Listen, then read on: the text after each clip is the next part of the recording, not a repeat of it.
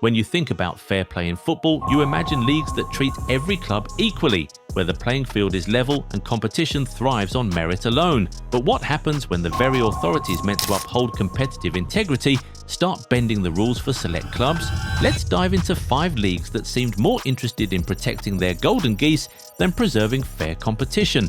The French football authorities have developed a habit that would be unthinkable in any other major European league. Paris Saint-Germain, the undisputed powerhouse of Ligue 1, has successfully lobbied to postpone domestic fixtures not once but repeatedly to accommodate their Champions League ambitions. The most recent example came last month when PSG requested that their crucial match against second-placed RC Lens be moved from April to May. This wasn't just any game. Lens sit just a few points behind PSG in the title race, making it a potential season-defining clash. But PSG didn't want to play it between their Champions League quarter-final legs against Liverpool. The Ligue de Football Professionnel unanimously approved the postponement, despite fierce opposition from Lens, who released a scathing statement accusing the league of reducing the championship to an adjustment variable at the whim of the European imperatives of some. What made this particularly egregious was the timing consequence. While PSG enjoyed 6 full days of rest between their European fixtures, Liverpool had to navigate a high-stakes FA Cup and Premier League matches before each leg. Lens meanwhile faced a 13-day period without competitive football, followed by a brutal stretch of matches every 3 days. The competitive disadvantage was staggering. This wasn't PSG's first rodeo with fixture manipulation either. Just weeks earlier, they convinced Ligue 1 to postpone their match against Nantes, originally scheduled between their round of 16 ties against Chelsea. That move gave PSG optimal preparation time, while Chelsea had to manage their own domestic commitments. The pattern extended back to previous seasons too. In the 2024-25 campaign, PSG had their Nantes fixture postponed between Champions League quarter-final clashes with Aston Villa. Luis Campos, PSG's sporting advisor, defended these decisions by claiming they benefited French football's UEFA coefficient ranking, but the argument rang hollow. No other major European league grants such privileges. You don't see Real Madrid getting La Liga fixtures postponed to prepare for Champions League ties. Manchester City plays their Premier League schedule regardless of European commitments. Even Javier Tebas, La Liga's president, publicly criticized PSG for the practice, highlighting how French clubs remain silent in the face of this obvious competitive manipulation. The message was clear. In Ligue 1, PSG plays by different rules. Across the globe in Saudi Arabia, the concept of competitive fairness has been redefined in the most literal sense. The Saudi Public Investment Fund, the kingdom's sovereign wealth fund, acquired 75% ownership stakes in 4 major Saudi Pro League clubs in June 2023. Al Hilal, Al Nasser, Al Ittihad and Al Ahli essentially became siblings under the same parent, creating a situation where the same entity controls competitors in the same league. This structure has enabled extraordinary spending power. These 4 clubs have attracted global superstars like Ronaldo, Neymar, Benzema and Kante, with contracts that dwarf most European deals. But the real controversy emerged when these clubs started doing deals among themselves. The Benzema transfer saga exposed the system's inherent problems. Benzema was playing for Al Ittihad when his contract situation became problematic. Rather than negotiate a new deal, Al Ittihad offered him terms that Benzema's camp deemed disrespectful. With all parties under PIF control, Benzema simply moved to league leaders Al Hilal on a free transfer. The move infuriated Cristiano Ronaldo, whose Al Nassr had made minimal signings in the January window, while Al Hilal splashed over €66 million. Ronaldo went on strike, refusing to play in Al Nassr's matches against Al Riyadh and Al Ittihad.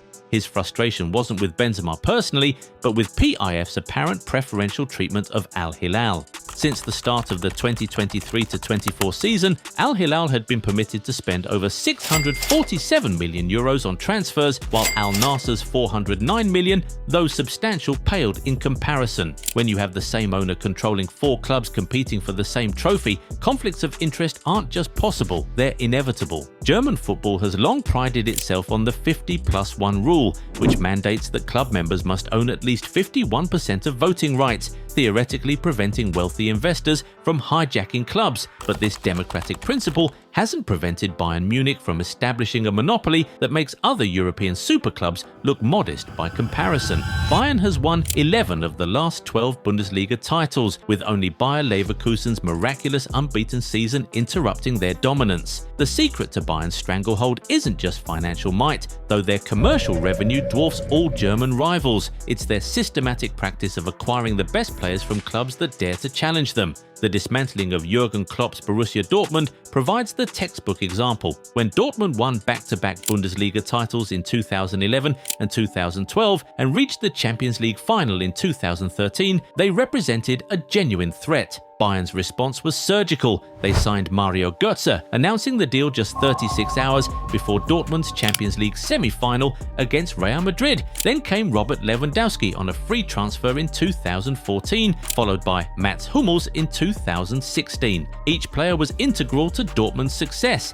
Each transfer made Bayern stronger while simultaneously weakening their main rival. Leon Goretzka left Schalke for Bayern on a free transfer. The pattern repeated with other clubs too, always targeting the standout performers from teams that finished second or third. Borussia Dortmund's sporting director Hans-Joachim Watzke once lamented that Bayern's strategy was to permanently switch us off as a direct competitor by taking our players so that we no longer constitute a threat. The Bundesliga has remained quiet in the face of this monopolistic behavior. While financial fair play and competitive balance measures exist across Europe, Germany's top flight has allowed Bayern to operate with impunity. The geographical advantage helps too. Munich represents Bavaria, a state with the economic output of Sweden or Belgium, while other German clubs operate in smaller, economically weaker regions. But make no mistake, the Bundesliga's tolerance of Bayern's talent hoarding has made the league predictable to the point of irrelevance in title races. When Barcelona found themselves short on attacking options in 2020, La Liga bent over backward to help them out. After Ousmane Dembélé suffered a season-ending hamstring injury, Barcelona petitioned La Liga for permission to make an emergency signing outside the transfer window.